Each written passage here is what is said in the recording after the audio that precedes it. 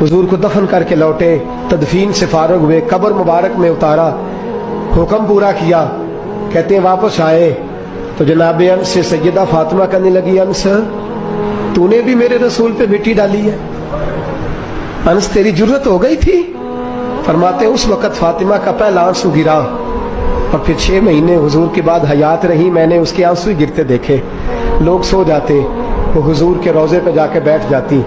कहते मैं समझाता बहलाता, लेकिन फातिमा कहती अली सब्र अपनी जगह, कर्म अपनी जगह। और मैं तुझे क्या बताऊं, बहन भाई पहले सारे चले गए, वालदा पहले छोड़ गई, अब हुजूर अलैहिस्सलातु सलाम ने भी पर्दा डाल लिया है, मुझे चार और जानिब कुछ दिखाई नहीं देता।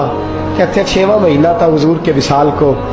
एक दिन मुस्कुराती हुई फातिमा घर आई रोजे से रात को बच्चों के साथ, तो शेर खुदा कहने लगे, मैंने कहा फातिमा बड़े दिनों के बाद मुस्कुराते देखा, क्या बात है? तो कहने लगी अली आज मेरी आंख लग गई थी, मुझे हुजूर ख्वाब में मिले हैं, तो मुझे हुजूर ने कहा है तू रोती क्यों है? तो मैंने कहा महबूबा मेरा दिल नहीं लगता। तो फरमाया बेटी तैयारी कर, तू मेरे पास आने वाली है। हजरत अली फरमाते बस फातिमा बीमार हुई, चंद दिन गुजरे तो मुझे बुलाया, तो कहने लगी अली वक्त जाने का आ गया है, ये अली के घर की है इज्जत अली से सुनते, नबी के घर की है इज्जत नबी से सुनते। वो जिसने मुअज़्ज़ज़ किया घराने को, हुसैन पाल के जिसने दिया जमाने को, जाने का वक्त आ गया है अली। पहली बात तो यह है कि हुजूर की नवासी जनाब उमामा से शादी कर लेना, वो हुजूर को बड़ी प्यारी है। और दूसरी बात यह है कि मेरे हसन हुसैन इनका खास ख्याल रखना।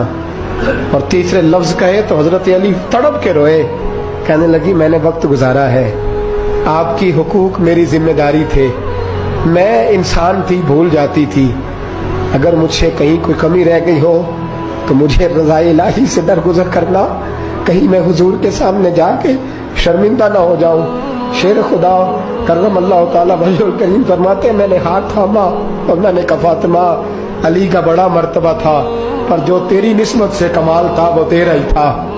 तू कैसी बात करती है, तूने तो हद कर दी, शहजादी होके मेरे घर में खादिमों की तरह रही। हजरत फातिमा रज़ियल्लाहु ताला अन्हा का दूसरा हुक्म ये हुआ कि मुझे रात को दफनाया जाए। और फरमाया मेरे पहले मदीने में ऐसा नहीं होता था, ये हजरत फातिमा ने सबसे पहले कहा। फरमाया मेरी चारपाई के साथ लगा के ना शाखें, चारपाई के साथ तो ऊपर लगा के उन्हें ऊपर से बांध देना, और उन शाखों के ऊपर एक कपड़ा डालना, मेरे कफन पर भी किसी की नजर न पड़ जाए।